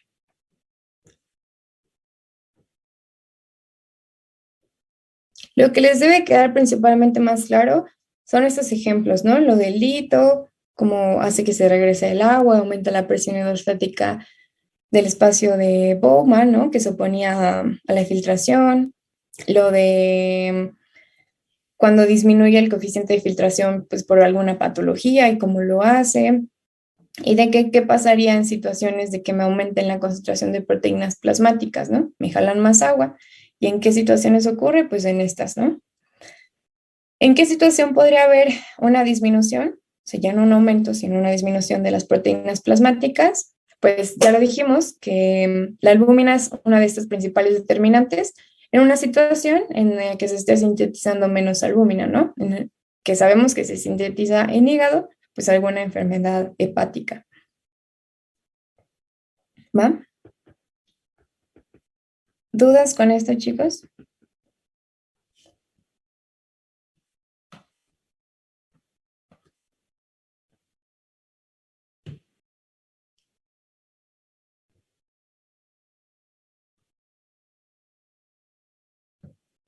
Va.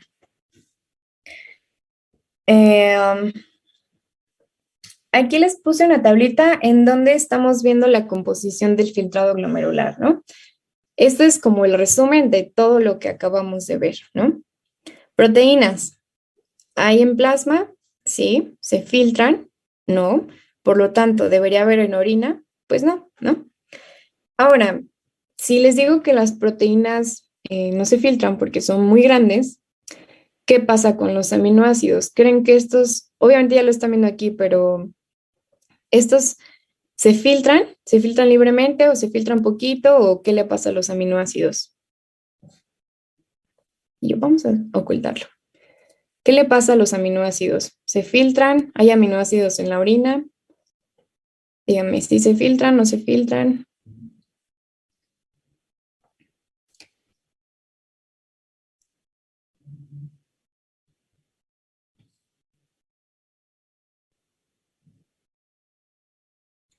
Se filtran, pero se reabsorben. Exactamente. Lo mismo que pasaba con la glucosa, ¿no? Toda la glucosa que se filtraba se tenía que reabsorber, ¿no? Entonces sí, tenemos en el plasma, en el filtrado glomerular, pero en la orina debe de ser de cero, ¿no? ¿Esto por qué? Porque se reabsorbió totalmente, ¿no? Lo mismo con la glucosa, la misma situación, ¿no? Se filtró, sí, estaba en el filtrado glomerular, pero en la orina no hay porque se debió de haber reabsorbido todas y estaba pues en concentraciones normales, ¿va? Ahora, el agua, pues veíamos que por día van a estarse filtrando 180 litros de agua, ¿no? Obviamente no hacemos al día 180 litros de pipí, ¿no? Esto pues vamos a ver más adelante que el agua se tiene que volver a absorber, ¿no? Se reabsorbe posteriormente y corresponde también a los mecanismos de regulación del cuerpo, ¿vale? Lo mismo pasa con otras sustancias como iones y como la urea, por ejemplo, que se van a encontrar en orina según las necesidades del cuerpo, ¿no? Si fue mucho nuestro ingreso, nuestro consumo de sodio, pues debe de corresponderse a lo que sale por la orina, ¿no? Si es poquito, pues entonces va a haber menos sodio en la orina, ¿va? Este es, pues como que el resumen de lo que acabamos de ver, ¿no? Que recuerden que Hay sustancias que se filtran, hay sustancias que no se filtran, perdón, hay sustancias que se filtran y se reabsorben, y lo del agua, ¿no? Que se filtra libremente, pero pues se tiene que también que reabsorber. Y recuerden por qué. Las proteínas, porque tienen carga negativa, son muy grandes. La glucosa se filtra porque es pequeñita, y los iones son pequeñitos, y los que tienen carga positiva, pues tienen también el pro de que tienen carga positiva, entonces se pueden filtrar libremente. Ahora pues ya vimos todo lo de filtrado. Vamos a empezar a adentrarnos en la regulación, ¿va? Del filtrado. ¿Y por qué es importante que tengamos una regulación de nuestro filtrado glomerular? Porque pues vamos a ver que aunque la presión arterial media varíe, ¿no? Si esta oscila entre 80 a 180 milímetros de mercurio, la tasa de filtrado glomerular se va a mantener, ¿no? Podríamos pensar que si aumenta la presión arterial, aumenta el flujo sanguíneo renal, aumenta flujo plasmático renal, aumenta tasa de filtrado glomerular, ¿no? Pero pues esto no ocurre tanto así, sino que debemos de tener un mecanismo de regulación que nos mantenga esto constante. ¿Por qué? Porque si, por ejemplo, nos vamos a este extremo de la gráfica y nuestra tasa o nuestra filtración está disminuyendo, porque a lo mejor disminuyó el flujo sanguíneo renal, ¿no? Porque disminuyó la presión arterial. Esto nos tiene como consecuencia, pues, para el riñón, hipoxia, ¿no? Y que si no se están filtrando cosas, pues se están acumulando en sangre, ¿no? Y por el otro lado, que si esta filtración está aumentada, pues con esto conlleva que hay más fuerza hidrostática del capilar, y esto puede dañar al endotelio, ¿va? O sea, ambos extremos son malos, ¿no? Por esta razón tenemos la regulación, ¿no? Y que pues vean que el valor sí está amplio, ¿no? De unos 100 milímetros de mercurio, ¿no? De 80 a 180. Y recuerden cuál es el valor promedio de su presión arterial media. ¿Quién se acuerda? Igual lo vimos mucho de la PAM. ¿Cuál es el valor normal de la PAM?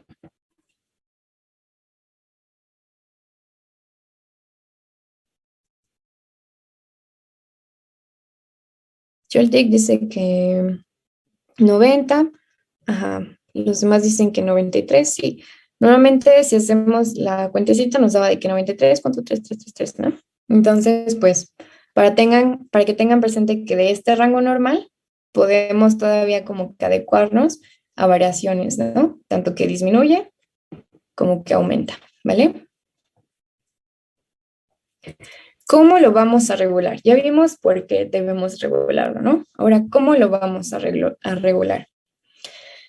Esto es gracias a nuestras arteriolas aferente y a nuestra arteriola aferente, ¿no? Aquí está. Recuerden que a los vasos sanguíneos, pues los podemos clasificar entre pues, otras varias clasificaciones, en que los que son de conducción, los que son de resistencias, los que son de intercambio y los que son de capacitancia, ¿no? Las arteriolas entraban entre los que son de resistencia. ¿Por qué? Porque pues ellas en su composición tienen músculo liso, y el músculo liso tiene la cualidad de que puede responder a ciertos estímulos, ¿no? Ya sea contrayéndose, que nos va a disminuir el diámetro de la arteriola, o relajándose, que lado contrario nos aumenta el diámetro de la arteriola, ¿no? Y pues ya viendo los ejemplos, veamos que aquí estamos relacionando la resistencia de la arteriola aquí de la aferente y aquí de la aferente, y estamos viendo qué pasa con el flujo sanguíneo renal, ¿va? Normalmente, pues el flujo es constante, ¿no? Si no, si nuestra arteriola aferente o aferente están normales, pues el flujo es normal, ¿no? Constante. Si contraemos a la arteriola aferente, aumenta la resistencia, por lo tanto, el flujo que le pasa disminuye. Por el contrario, si aumentamos el diámetro de la arteriola aferente, la resistencia va a disminuir y el flujo, ¿qué le pasa? Aumenta, ¿no? Disminuye la resistencia, aumenta el flujo. Y por lado de la arteriola eferente, si disminuimos su diámetro, aumentamos la resistencia, por lo tanto, disminuimos el flujo renal, ¿no? Y si aumentamos el diámetro de la arteriola eferente, la resistencia disminuye y al flujo sanguíneo renal, ¿qué le pasa? Pues aumenta, ¿no? Esto es un poco confuso. ¿Sí les quedó claro o quieren que lo vuelva a repetir?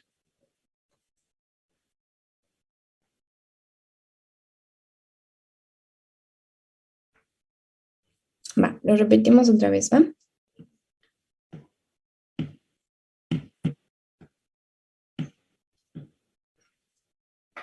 De nuevo, aquí estamos relacionando la resistencia de las arteriolas aferente y eferente. Y cómo este juego de resistencias nos va a afectar ¿a qué? Al flujo sanguíneo renal, ¿vale?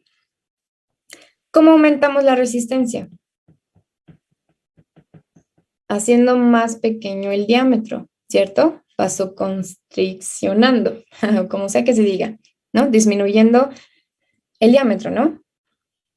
Y si aumenta la resistencia, ¿qué le pasa al flujo? El flujo disminuye, ¿vale? Ese es el fundamento de lo que estamos viendo ahorita, para que no se confundan. Aquí tenemos normalmente nuestra arteriola frente y frente está normal, ninguna está constriccionada ni dilatada, están normales. Nuestro flujo pues está normal, ¿no? Ahora, hacemos vasoconstricción en la arteriola aferente, aumenta la resistencia, ¿vale? Esto era opuesto al flujo, el flujo va a disminuir. Lado contrario, disminuimos la resistencia de la arteriola aferente. ¿Cómo lo hacemos? Aumentando el diámetro. ¿Esto qué le pasa? ¿Qué le provoca el flujo? Pues si disminuimos la resistencia, el flujo aumenta, ¿va? Ahora vámonos con la arteriola eferente. La vasoconstriccionamos. ¿Qué le pasa a la resistencia? Aumenta. ¿Qué le pasa al flujo? Disminuye, ¿va? Por la otra parte, la hacemos más grande, la vasodilatamos. ¿Qué le pasa a la resistencia? Disminuye. ¿Qué le pasa al flujo? Aumenta, ¿va? ¿Ya quedó más claro, Ángel Manuel?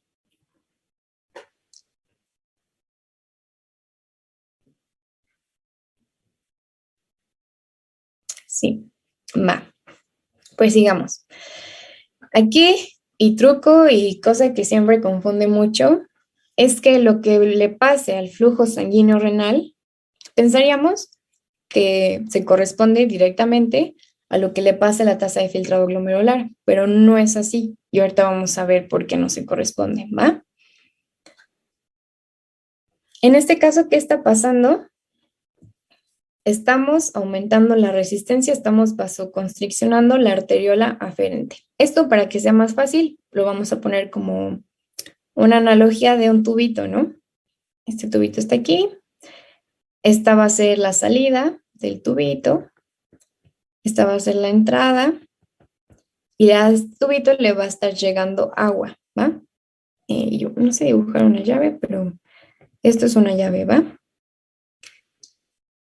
Y le vamos a poner a este tubito un hoyo, ¿no?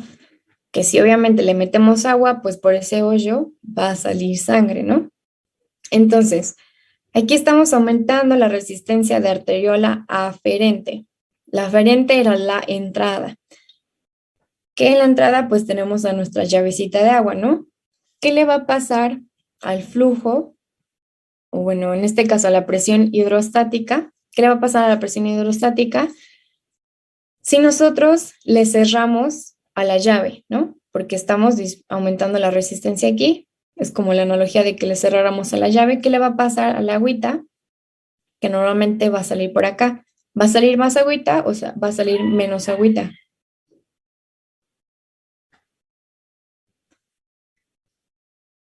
Menos agüita, ¿no? Porque pues es muy lógico, le estamos cerrando la llave, pues va a haber menos salida de agüita, ¿no? Lo mismo pasa con la tasa de filtrado glomerular. Aumentamos resistencia en la arteriola aferente, la tasa de filtrado glomerular disminuye. ¿Por qué? Porque disminuyó la presión hidrostática del capilar glomerular, ¿vale? En este caso, ¿qué estamos viendo? Que estamos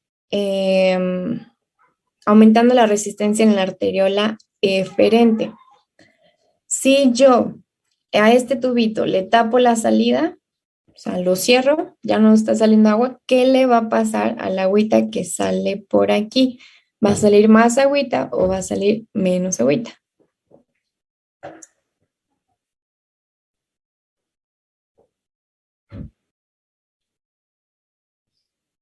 Menos, menos.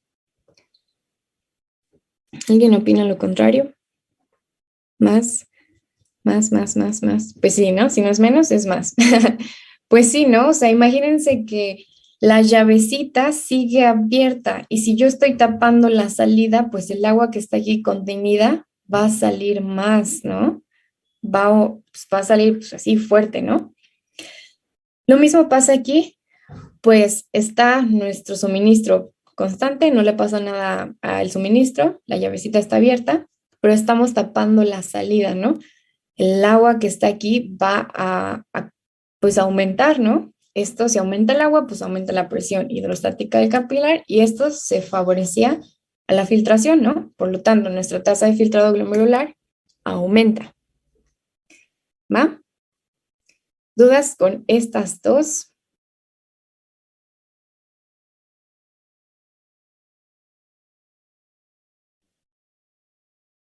Si se entendió o no se entendió, lo repetimos. ¿Qué hacemos?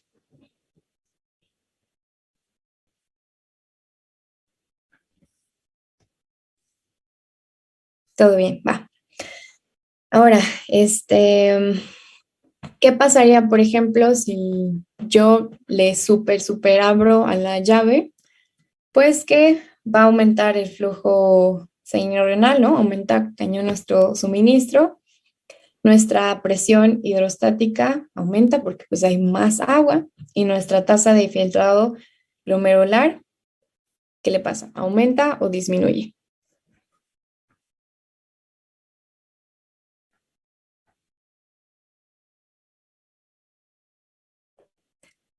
Aumenta, sí, ¿no? Pues sí, si aumenta la presión hidrostática del capilar, aumenta la tasa de filtrado glomerular. Vale. Ahora, déjame ver cuántas diapositivas quedan. Ya casi acabamos, ¿vale?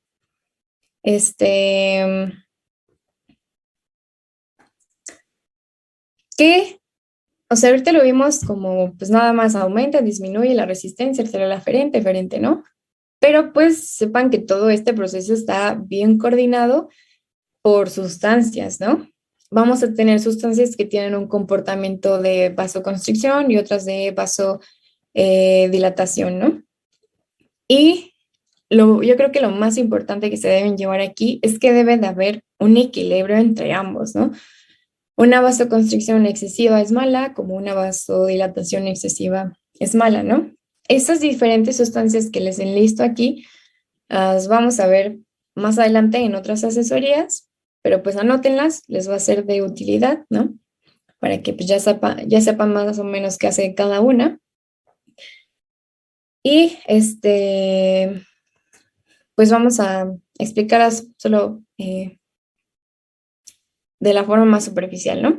Las prostaglandinas, ahorita vamos a ver un ejemplo y cómo se relacionan con la angiotensina. Estas son producidas pues, localmente por riñón y van a estar mediando procesos vasodilatadores, ¿no? El óxido nítrico proviene de comunicaciones con el sistema nervioso parasimpático y pues también tenemos a la bradicinina y al péptido natriurético auricular, que igual lo van a ver en regulación de hidroelectrolítico. Yo creo que ahí lo van a mencionar, sino es que también en otras de sus asesorías. Las catecolaminas, pues sabemos que vienen de procesos del sistema nervioso simpático, ¿no? Y pues tiene sentido, ¿no? ¿En qué situaciones se activaba el sistema nervioso simpático? Que pues es como lema del sistema nervioso simpático, que son...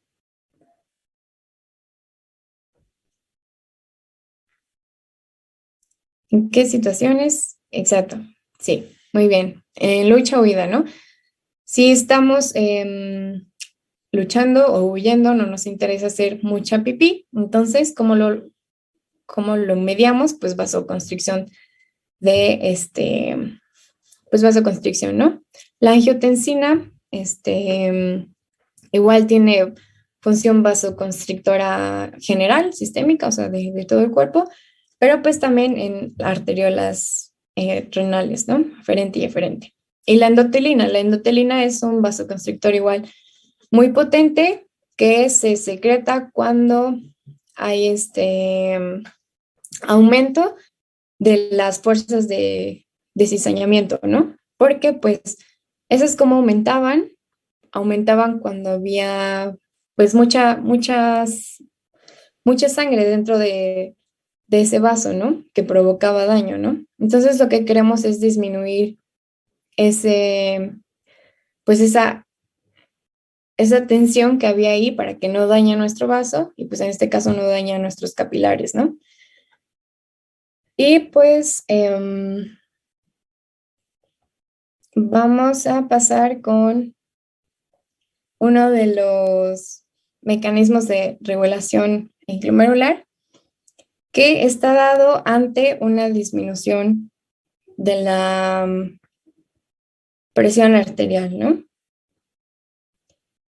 Cuando disminuye nuestra presión arterial, se va a activar el sistema renina-angiotensina y veíamos que la angiotensina tiene poder vasoconstrictor. ¿Y esto por qué lo hace? Porque, por ejemplo, ¿en qué casos nos disminuye la presión arterial? Pensemos, por ejemplo, en un estado de shock, ¿no?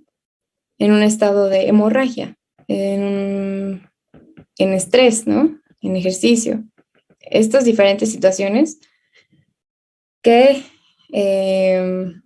bueno, en este caso, pues para la disminución de la presión arterial sistémica pondremos el ejemplo de shock y hemorragia, ¿no? Nos va a liberar angiotensina gracias al sistema renina-angiotensina para provocar una vasoconstricción. ¿Para qué?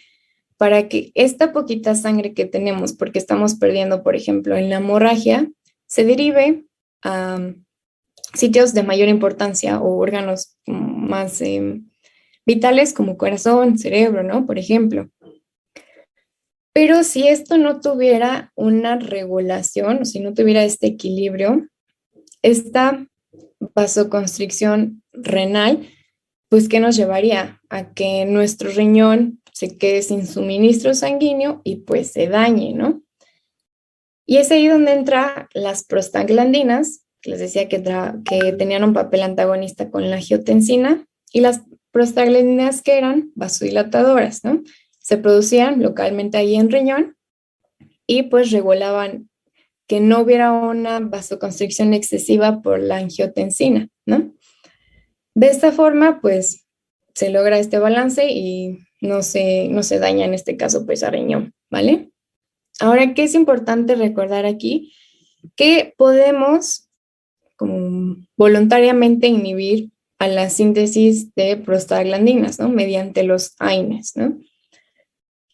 Si nosotros, pues, administramos un AINE, inhibimos la síntesis de prostaglandinas y el efecto vasodilatador regulador del efecto vasoconstrictor de la angiotensina, pues se va a eliminar, ¿no? Ya no va a haber este antagonismo entre prostaglandinas y angiotensina, por lo que tendríamos una vasoconstricción muy fuerte mediada por la angiotensina, y esto pues nos provocaría este daño renal del que hablábamos, ¿no? Esto, por ejemplo, pasa en viejitos, ¿no? Que ya veíamos que de por sí ya tenían una cantidad de nefronas disminuidas, y si nosotros le disminuimos todavía como el flujo sanguíneo renal por esta vasoconstricción excesiva, pues les vamos a matar a las pocas nefronas que pues les quedaban, ¿no? Y pues aquí está un meme que es un camaleoncito que representa las prostaglandinas vasodilatadoras, como que controlando o antagonizando, regulando al poder vasoconstrictor de la angiotensina 2, ¿va? Por último, otro mecanismo que regula la filtración glomerular es el reflejo miógeno. ¿Qué pasa aquí? Cuando aumenta la presión arterial, aumenta el flujo sanguíneo renal, esto que provoca que nuestros vasos pues se distiendan, ¿no? Pues si va pasando más agua por ahí, nuestro vaso pues se va distendiendo, ¿no? El vaso responde ante esta distensión con una constricción, ¿no? Por un mecanismo mecánico meramente, ¿no? Se dilató, entonces tiene que volver o responde haciéndose más pequeño, ¿no? ¿Y esto qué hace? Pues que aumenta la resistencia y disminuye el flujo sanguíneo renal, ¿no? Esta flechita debería estar para abajo, ¿va? ¿Dudas con estos dos procesos? Para ya irnos al último.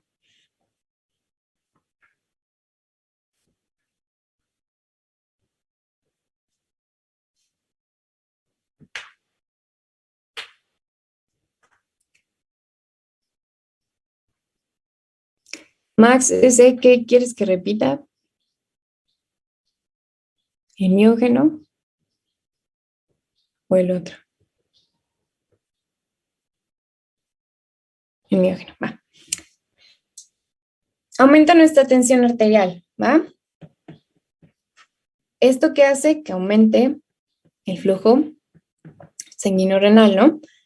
Si está pasando más sangre por ahí, aquí está, esto va a provocar a que el vaso se distienda, ¿no? Y responde haciéndose más pequeño, ¿no? Responde a esta dilatación haciéndose más pequeño, con la finalidad de que aumente la resistencia, ¿no? Porque recuérdense que la resistencia tiene relación con el diámetro del vaso, y haya menos flujo sanguíneo renal, ¿vale? O sea, aquí aumentó el flujo sanguíneo renal, ¿cómo lo compensó? Aumentando la resistencia y disminuyendo el flujo sanguíneo renal. ¿Va? ¿Sí queda más claro, Max, ese? Sí, va. Y ya el último mecanismo, ¿va? La retroalimentación túbulo glomerular. Y más fácil no puede estar, ¿no? Retroalimentación túbulo glomerular, ¿no? Es decir, el túbulo le va a estar mandando información al glomérulo de qué está pasando, ¿no? Importante que aquí sepan que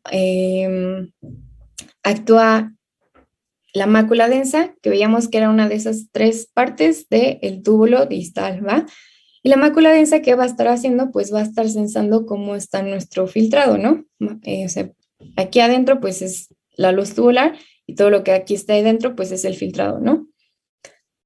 Si nosotros aumentamos la tasa de filtrado glomerular, aumentamos lo que es aumentamos el flujo a través del túbulo, y aumentamos lo que se está filtrando, ¿no? Aumentamos lo que se filtró de agua, aumentamos lo que se filtró de soluto. Esto es sensado por la mácula densa, y la mácula densa le tiene que avisar al glomérulo de lo que está pasando, ¿no? Le tiene que decir, oye, glomérulo, estás filtrando demasiado, basta ahí, ¿no?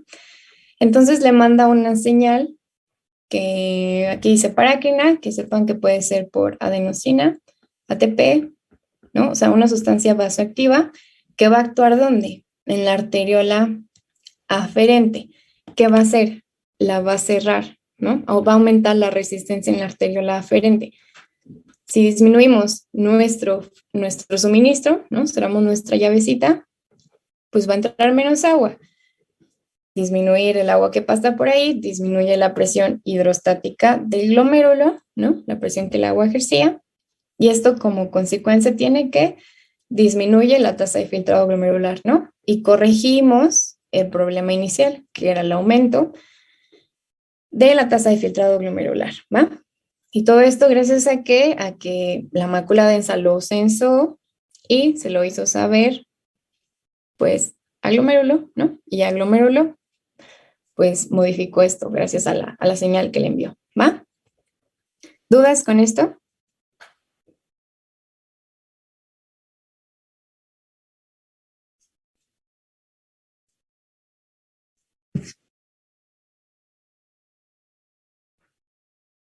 ¿No tienen dudas?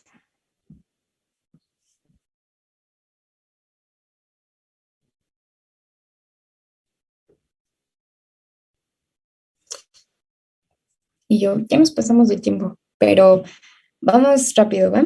En esta retroalimentación túbulo-glomerular tenemos que está participando túbulo y está participando glomérulo, ¿no? En este caso, el túbulo le va a decir al glomérulo qué está pasando, ¿no? Pongamos esta situación en donde está aumentando la tasa de filtrado glomerular, por lo tanto, aumenta lo que se filtró, ¿no? Aumenta pues, el agua y el soluto que se filtró por ahí. Esto lo sensa mácula densa, ¿no? Y le dice, oye, glomérulo, baja esa tasa de filtrado glomerular, está muy alto, ya veamos que debe de haber pues un equilibrio ahí para no hacernos daño. Entonces le manda una señal con una sustancia que es vasoactiva, ¿no? Actúa sobre vasos. Lo que hace es constreñir la arteriola aferente, aumenta la resistencia, disminuye el flujo, por lo tanto pasa menos agüita por ahí, ¿no? Porque estamos cortando el suministro, estamos cerrando la llave, disminuye la presión hidrostática del capilar y esto disminuye la tasa de filtrado glomerular, ¿va? Ya quedó, gracias, ya quedó Joltic.